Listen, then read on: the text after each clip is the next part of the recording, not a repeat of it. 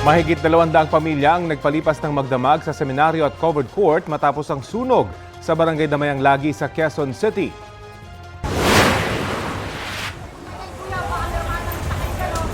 Ang ilang pamilya, tanging mga personal na gamit ang naisalba. Dahil gawa sa light materials, mabilis daw kumalat ang magkakadikit na bahay at natupok.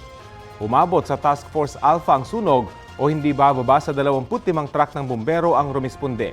Nagpaabot na ng paunang tulong ang lokal na pamahalaan sa mga nasunugan. Nanawagan din ng tulong ang mga residente gaya ng damit at tubig. Kapuso, alamin ang maiinit na balita. Bisitahin at mag-subscribe sa GMA Integrated News sa YouTube.